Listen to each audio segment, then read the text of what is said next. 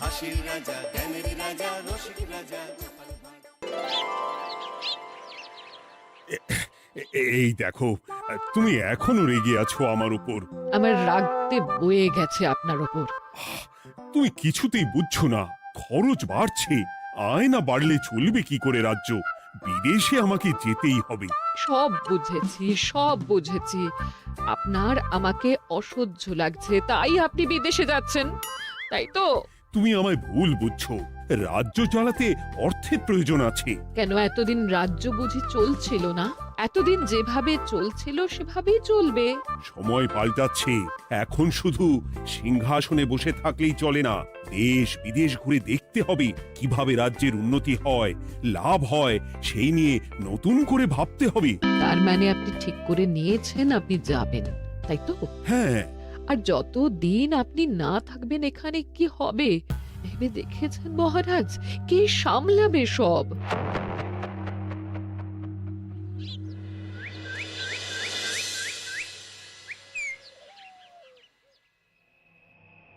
চিঠি?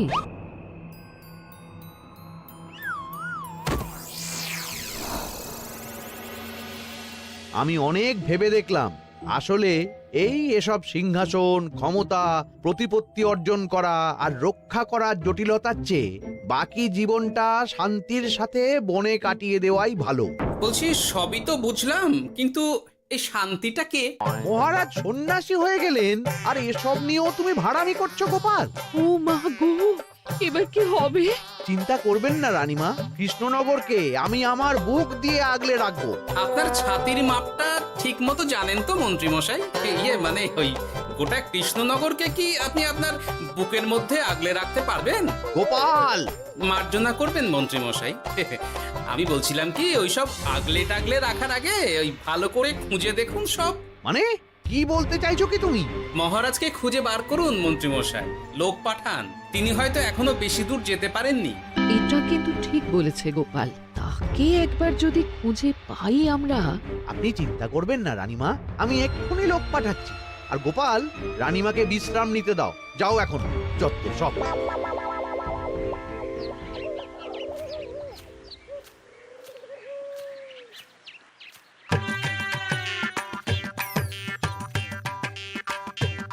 কই গো, গেলে কই?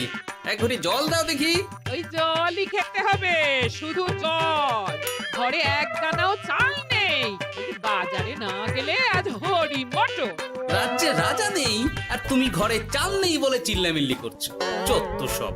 ও মা গো, মহারাজ রাজ্যে নেই তো গেলেন কই? বনবাসে। সে কি গো, এবার কি হবে তাহলে? কপালে যা লেখা আছে তাই হবে, আর কি। এই তোমার চাকরিখানা থাকবে তো? না থাকলে বাটি হাতে বেরোবো, চিন্তা কি?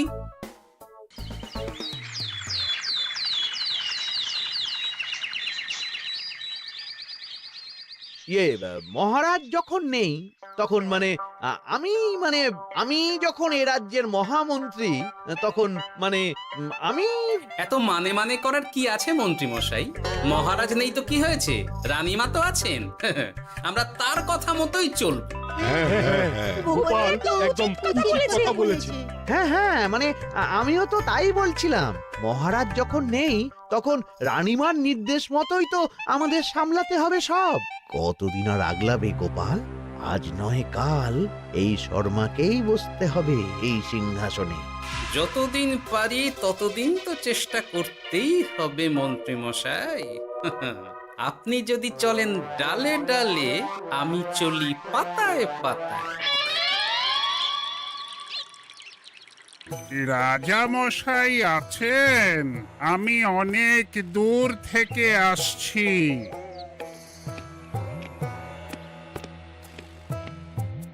মন্ত্রীমশাই, একজন সাধু এসেছেন রাজামশাইয়ের সঙ্গে দেখা করতে।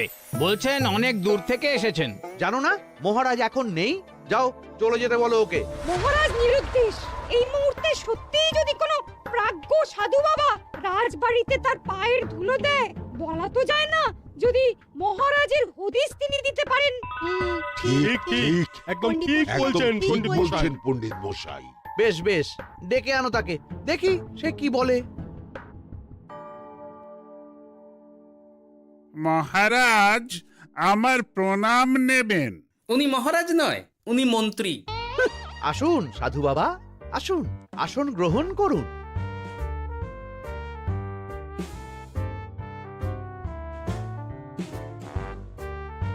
এ কি করলেন সাধু বাবা? এটা তো মহারাজের সিংহাসন। আপনার জন্য আমি অন্য আসনের ব্যবস্থা করে দিচ্ছি, আপনি বরং সেখানে বসুন। ওহ, রাজাই যখন নেই তখন তাঁর সিংহাসনে বসতে ক্ষতি কি? আপনি কি করে জানলেন মহারাজ নেই? বুঝলে না, সাধু বাবা যে অন্তর্যামী গোপাল। এবার কি হবে? উনি যদি বলে দেন মহারাজ কোথায় আছেন, তাহলে তো আমার আর পণ্ডিত মশাই, আগেই ওরকম হামলে পড়বেন না। আচ্ছা, আপনি যদি অন্তর্যামী হন, বলুন তো আমাদের রাজা মশাই কোথায় গেছেন? জবর জটা কালো চুলে দেনামা অতীত বলেন। বুম! মহারাজ বনবাসে গেছেন। এটা যখন বলেছেন সাধু বাবা, তাহলে মহারাজ এখন কোথায় আছেন সেটাও নিশ্চয়ই আপনি বলে দিতে পারবেন। আহ গোপাল, সব বিষয়ে নাক গলিও না তো তুমি। ঠিক ঠিক আছে, রাজা মশাইকে নিয়ে চিন্তা হওয়া তো খুবই স্বাভাবিক, কিন্তু গোপাল, রাজা মশাই বনবাসে গেছেন, তাকে আর সংসার মায়ায় বাঁধা ঠিক কাজ হবে না। এ আপনি কি বলছেন সাধু বাবা? মহারাজ না থাকলে রাজ্য চলবে কেমন করে? নতুন রাজা নির্বাচন করতে হবে। এই তো খেলা জমে গেছে, একে দিয়েই কাজ হবে মনে হচ্ছে। আহা সাধু বাবা, এসব নিয়ে নয় পরে আলোচনা করা যাবে। এই কে আছো? সাধু বাবার পা ধুইয়ে দাও ভালো করে। না, বিষয়টা ঠিক সুবিধের মনে হচ্ছে না। আহা মন্ত্রী, করেছ কি? আমি সাধু মানুষ, এত খেতে পারি কি? ও বললে হবে না সাধু বাবা, আপনার জন্য নিজে দাঁড়িয়ে থেকে মহারাজের খাস হালুই করকে দিয়ে রাঁধিয়েছি সব। এ দেখুন না একটু, অমৃত অমৃত। বেশ বেশ, এত করে বলছো যখন, বাহ বাহ, চমৎকার চমৎকার। আমি জানি তো যে এমন খাবার আপনি আগে কখনো খাননি। তা বটে বটে, ভেবেছিলাম কটা দিন বিশ্রাম নিয়ে চলে যাব। এখন দেখছি যা আদর আতিথেয়তা শুরু করেছো তোমরা, তাতে তো মাস কয়েক কাটিয়ে না গেলে আমারই লোকসান হবে। থাকুন না, থাকুন, যতদিন ইচ্ছা থাকুন। আমার ইচ্ছা অনুযায়ী সব চললে তো ওই গোপালের জায়গায় আপনাকেই সবার মহারথী করে রেখে দিতাম চিরকাল। এসব কি বলছো মন্ত্রী? কেন, পরিকল্পনাটা মন্দ নাকি? আমি হব এই রাজ্যের নতুন রাজা, আর আপনি হবেন আমার রাজসভার প্রধান মহারথী। বটে, কাজটা খুব একটা কঠিন না। মহারাজ বনবাসে, আর আপনি নিজেই তো বললেন তাকে ফিরিয়ে আনাও ঠিক হবে না। তাহলে তা বলেছি, কিন্তু বাকি অন্যান্য সভাসদেরা আছে, তারা তো। আরে ছাড়ুন তো ওদের কথা। আকাশে হাত ছড়িয়ে আর একবার মন্ত্র করে নেবেন, বলবেন এই রাজ্যের রাজা হওয়ার ক্ষমতা একমাত্র আমার মধ্যেই আছে, ব্যাস। সবাই মানতে বাধ্য। তারপর আমার একটা হিল্লে হয়ে গেলে আপনারটার ব্যবস্থাও আমি করে দেব, বুঝলেন? বুঝলাম, একেবারে জলের মতো পরিষ্কার। ব্যাস, কালই তাহলে কাজ শুরু করে দিন। বেশি দেরি করে তো লাভ নেই। বলা তো যায় না, মহারাজের যদি রানীমার জন্য মন কেমন করে, রাজ্যে ফিরে আসে, ওসব হওয়ার আগেই সেরে ফেলতে হবে সব কাজ। রাজা হওয়ার খুব তাড়া দেখছি তোমার মন্ত্রী। ওপরে ওঠার ইচ্ছা কার না থাকে বলুন তো সাধু বাবা? আর মাত্র কটা দিনের অপেক্ষা, ব্যাস। তারপরেই এই সিংহাসনের মালিক হব আমি, কৃষ্ণনগরের নতুন রাজা হব আমি। সমস্ত ধন দৌলত থাকবে আমার এই হাতের মুঠোয়। কি অত ভাবছেন মন্ত্রী মশাই একা একা? মানে কি ভাবছি তার কৈফিয়ত তো তোমায় দিতে হবে। হ্যাঁ, হিমা, ছি ছি ছি, আপনি কেন কৈফিয়ত দেবেন? আপনার মুখ দেখলেই তো বোঝা যাচ্ছে যে আপনি কি ভাবছেন। তাই বুঝি? তা বলো দেখি কি ভাবছি আমি। আপনি ভাবছেন ওই কৃষ্ণনগরের সিংহাসনের কথা। শুনে ফেললো নাকি সব? আপনি ভাবছেন আমাদের মহারাজের কথা, তাকে কিভাবে ফিরিয়ে আনা যায় সেই কথা, তাই না? মহারাজকে যে আর ফিরিয়ে আনা যাবে না,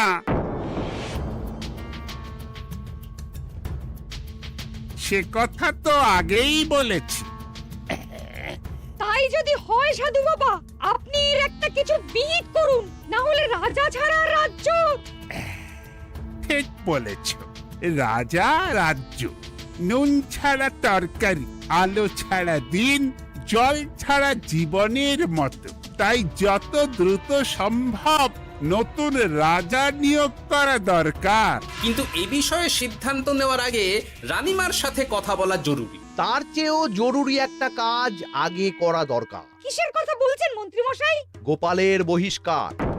এ আপনি কি বলছেন মন্ত্রী মশাই? একে রাজা মশাই, তার মধ্যে গোপালের মতো বিচক্ষণ মানুষকে রাজসভা থেকে বহিষ্কার করলে তো রাজ্যেরই ক্ষতি। এটাই হচ্ছে সমস্যা।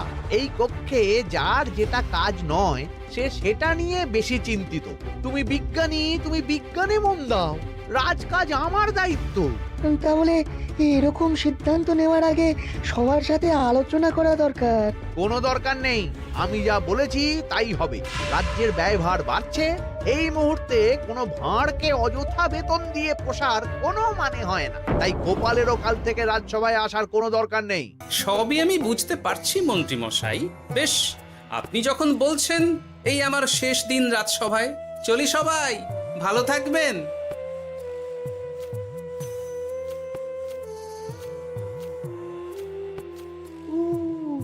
এত সহজে যে বেটা মাঠের বাইরে চলে যাবে বুঝতেই পারিনি আগে। এবার আমার আর সিংহাসনের মাঝে নেই কোনো বাধা, নেই কোনো কাটা। তুমি চিন্তা করো না, আমি নিজে মন্ত্রীর সাথে কথা বলবো। না না রানীমা, সেসবের দরকার নেই। মহারাজ ছাড়া রাজবাড়ি শূন্য শূন্য লাগে, আমারও মন লাগছে না এখানে। বেশ, যা ভালো বোঝো তাই করো, তবে ডাকলে এসো কিন্তু। হ্যাঁ রানীমা, নিশ্চয়ই আসবো। এখন আমি চলি। যাক, এই কদিনে মাথাটা খেলানোর সময় পাওয়া যাবে একটু, না হলে কেমন যেন গুলিয়ে যাচ্ছে সব। কি যে বলো গোপাল দাদা, এই শেষ দুটো শাকের আটি নিয়েও দরদাম করবে তুমি? ওরে, আমি বেকার মানুষ, দরদাম না করে উপায় আছে আমার? হ্যাঁ শোনো শোনো শোনো, মহারাজ কৃষ্ণচন্দ্রের অবর্তমানে কৃষ্ণনগরে নতুন রাজা হিসেবে নির্বাচিত হবেন রাজ্যের মহামন্ত্রী। সেই শুভানুষ্ঠানে রাজবাড়িতে আমন্ত্রণ রইল। এসব কি হচ্ছে বলো তো গোপাল দাদা? ভেতরের খবর আছে নাকি কিছু? না গো ভাই, তুমিও যা জানো আমিও ততটুকুই জানি। ও গোপাল দাদা, ব্যাপার কি? এ সময় এখানে কি চাই? রানীমার জরুরি তলব, এখনই ওই রাজবাড়ি যেতে হবে তোমাকে। কিন্তু আমার যে বাজার হয়নি এখনো। আরে ওসব বাজার টাজার পরে হবে, তুমি এখন আমার সাথে চলো তো। মন্ত্রীকে আমি বিশ্বাস করেছিলাম, ও যে এইভাবে বিশ্বাসের সুযোগ নেবে আমি একদম বুঝতে পারিনি। আমাদের এক্ষুনি অন্যান্য সভাসদদের সাথে কথা বলা দরকার রানীমা। কারোর সাথে কথা বলার দরকার নেই রানীমা, আমি নিজেই চলে এসেছি আপনার সাথে কথা বলতে। এখানে কি জন্য এসেছো গোপাল? রানীমার কান ভাঙাতে? বাহ, আপনি সবার মাথা মুড়িয়ে সিংহাসন কবজা করতে পারেন, আর আমি রানীমাকে সেই সত্যি কথা জানাতে পারি না? হ্যাঁ? চুপ! ভুলে যেও না, আমি কৃষ্ণনগরের হবু রাজা। মুখ সামলে কথা বলবে আমার সাথে। এসব কি হচ্ছে মন্ত্রী মশাই? রাজা মশাই নেই, সেই সুবাদে এ কি শুরু করেছেন আপনি? আমায় আপনি ভুল বুঝবেন না রানীমা, আমার হয়ে যা বলার সাধু বাবাই আপনাকে বুঝিয়ে বলবে সব। উনি আর কি বোঝাবেন? কতদিন এসেছেন উনি, কি জানেন এই রাজ্যের বিষয়ে? সাধনা মা, সবই সাধনা। সাধনার জোর থাকলে সবকিছুই জানা যায়, ভূত ভবিষ্যৎ অতীত সব। সেই জোর থেকেই বলছি মা, মন্ত্রীর কপালে আমি জ্যোতি দেখতে পাচ্ছি। মন্ত্রী যদি রাজ্যের রাজা হয়, এ রাজ্যের উন্নতি কেউ ঠেকিয়ে রাখতে পারবে না। আপনাদের একটা কথাও বিশ্বাস করি না আমি, এসব আপনাদের ষড়যন্ত্র। এ আপনি ভুল করছেন রানীমা। যা হোক, যে কথা আমি বলতে এসেছি, রাজা যখন আমি হচ্ছি তখন তো আমাকে এই প্রাসাদেই থাকতে হবে, ফলে আমার স্ত্রীকেও এখানে এসেই থাকতে হবে। সে তো আর একা থাকতে পারবে না, তাই আপনি যদি এই ঘরটা ছেড়ে দিতেন। কিন্তু মন্ত্রীমশাই, তুমি কি বলছো মন্ত্রী? এখানে না থাকলে রানীমা থাকবেন কোথায়? আর আমি তো এমন কোনো বিধান দিইনি যে রানীমাকে অন্যত্র পাঠাতে হবে। সবকিছুর জন্য তো আপনার বিধান দরকার নেই সাধু বাবা, এ আমার নিজের বিধান। আমি রাজা হব, আমার স্ত্রী রানী হবে, তারও তো অধিকার আছে রানীর মতো থাকার, রানীর মহলে থাকার। আপনার ব্যবস্থা আমি অন্যত্র করে দেব রানীমা, আপনি কিচ্ছু ভাববেন না। হাজার হোক আপনি আমাদের প্রাক্তন মহারাজের স্ত্রী বলে কথা। কি বলো গোপাল? আমার মনটা আসলে অনেক অনেক বড়, তোমরা খালি দেখতে পাও না সেটা। কাজটা কি আপনি ঠিক করলেন মন্ত্রীমশাই? শোনো গোপাল, আমাকে ঠিক ভুল বোঝাতে এসো না তুমি, বরং কাল সময় মতো চলে এসো।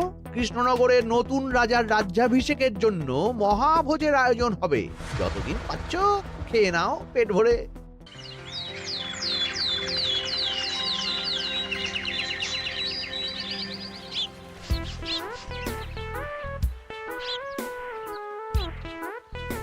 আরে এগুলো আবার কি পরে আছে এখানে?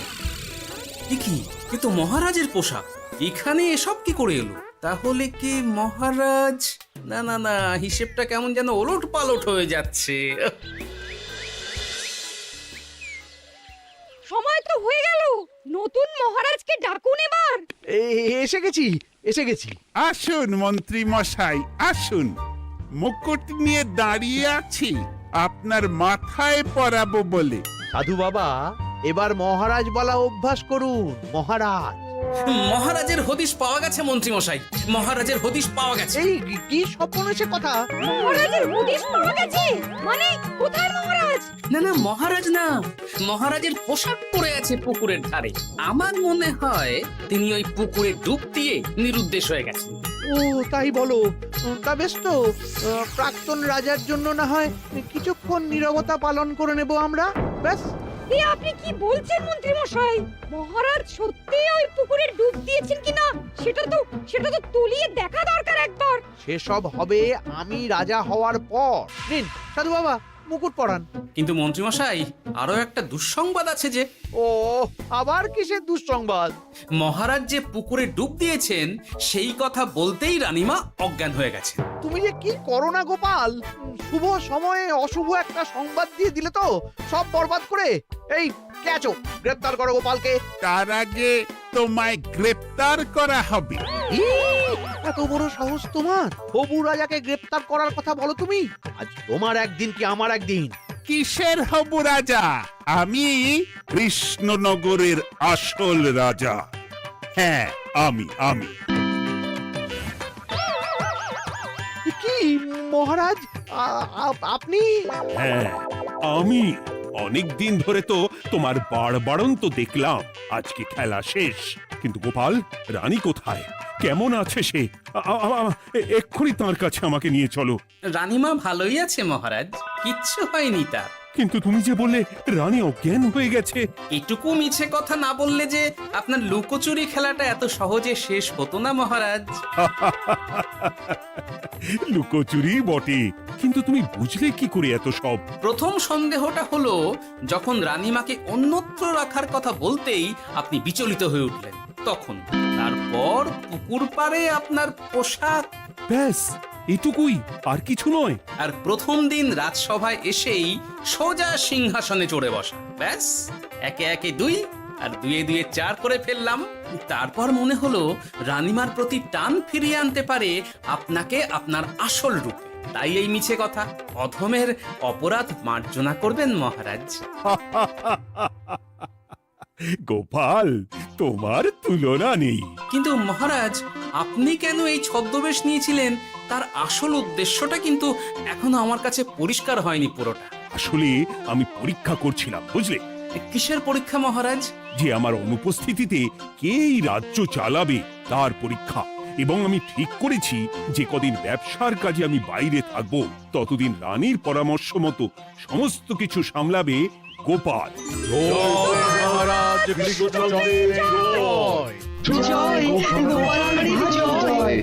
আর আমি মহারাজ? তুমি থাকবে পেয়াদা। কি শুধু জল আর ভাত? আগেই বলেছিলাম বেশি বেরো না, রাজা হবেন। এখন খাও খাও, জল ভাত খাও। চেষ্টায় তুমিও আমাকে ভুল বুঝলে গিন্নি।